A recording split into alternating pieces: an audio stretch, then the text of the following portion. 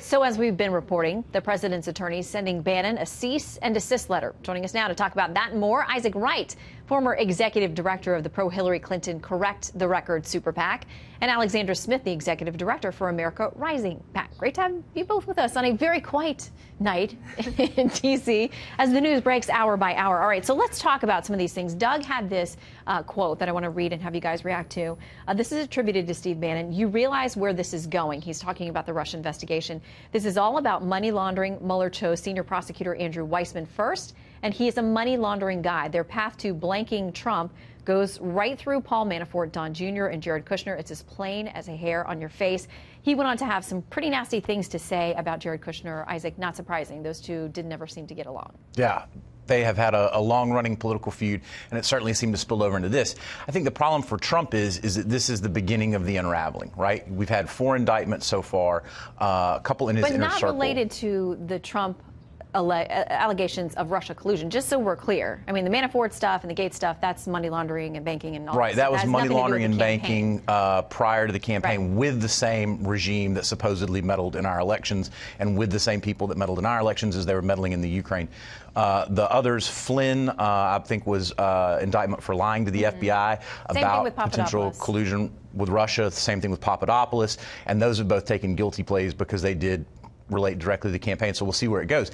This seems to be the beginning of the end for Trump. Now, what does that mean in the investigation? Does it actually lead all the way back to Trump? I don't know. Only time will tell. But it certainly seems that more, even in his inner circle, are starting to flee for cover. Even people like Steve Bannon, who's not exactly a beacon of ethics himself, because if you read closely what's been released of what he said, he didn't condemn that they did this, quote, treasonous, unpatriotic thing. He complained that they did it in a way they could get caught. Yeah, exactly. Okay, so Alexandra, he says it's over. It's over for the president. What do you say? No, I don't know where it's going to lead back to him. Beginning of the end, beginning of the end. Beginning of the end of the investigation. It's going to unravel from here. I don't know if it's going to go back to the president or not. The president, as you all know, sent a scorched earth policy statement out this afternoon. Here's part of what he said. He says, now that he's on his own, Steve is learning that winning isn't as easy as I make it look.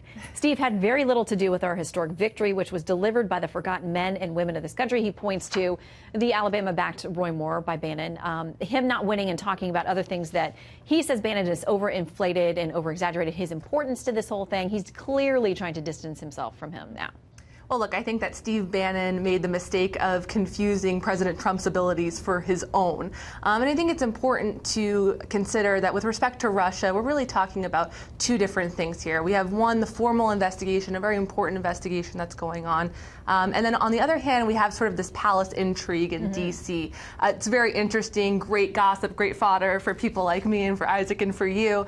But at the end of the day, I'm not sure that this is where the American people really have their attention. You know, the president was elected by the American people. Steve Bannon wasn't. So at the end of the day, I think they're looking for President Trump's agenda rather than at the, you know, supposed words of the hired help. Okay, so some of what he's saying sounds very not positive for the president and for his administration. But I want to play a little bit of what he said back on 60 Minutes when he was still officially apart or had just separated from the White House and seemed still very much to be in the president's corner. Here's what he said back in September.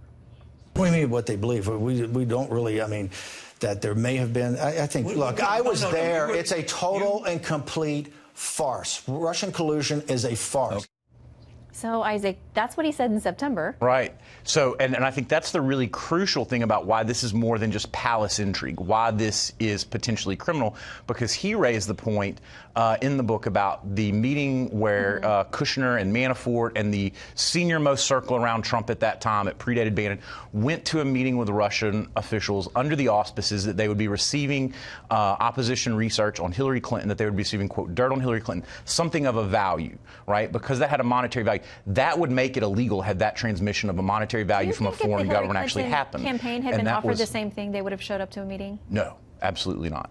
Okay. Absolutely not. Alexandra?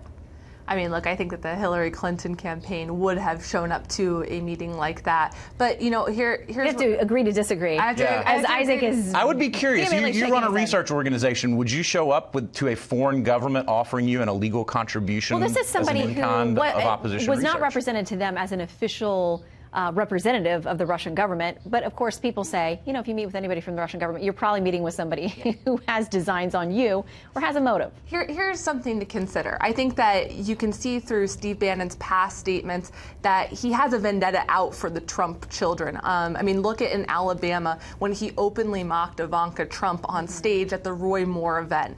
So he clearly has an agenda out for for the kids. So it wouldn't be surprising to me that he would necessarily say these things about Don Jr. because we've seen his penchant for attacking the Trump children in the past. You know, that being said, I think look at the scorecard since Bannon has left the White House. On the one hand, we have tax reform that got passed. That's a huge victory for President Trump and the Republicans. On the other hand of the ledger, we have Steve Bannon, who, you know, hangs the Alabama Senate race. But if I could finish the point I was making about that meeting in New York, that's where the bombshell is. It wasn't the fact that meeting happened. We knew it happened. We knew the intention that was laid out. That's all been documented. The emails have been turned over. Bannon made the point in the book. There's no logical way that the president's son-in-law, his campaign chief strategist at that time, Manafort, and the inner circle were going to a meeting to get secret dirt from a foreign government on Hillary Clinton, and Trump didn't know about it. That was the point that Bannon raised in the excerpt, that if true, is a bombshell. Well, we'll see, because the president has denied, unfortunately we're out of time, but the president has denied he had any knowledge of it or any meeting about that. So if the facts prove otherwise, he'll have to answer that question. But for now, he stands by that. So we got to leave it there for now. But I'm sure there'll be another scandal erupting soon. So come back. Good to see you both. Thanks. Good to see you. Thanks so much.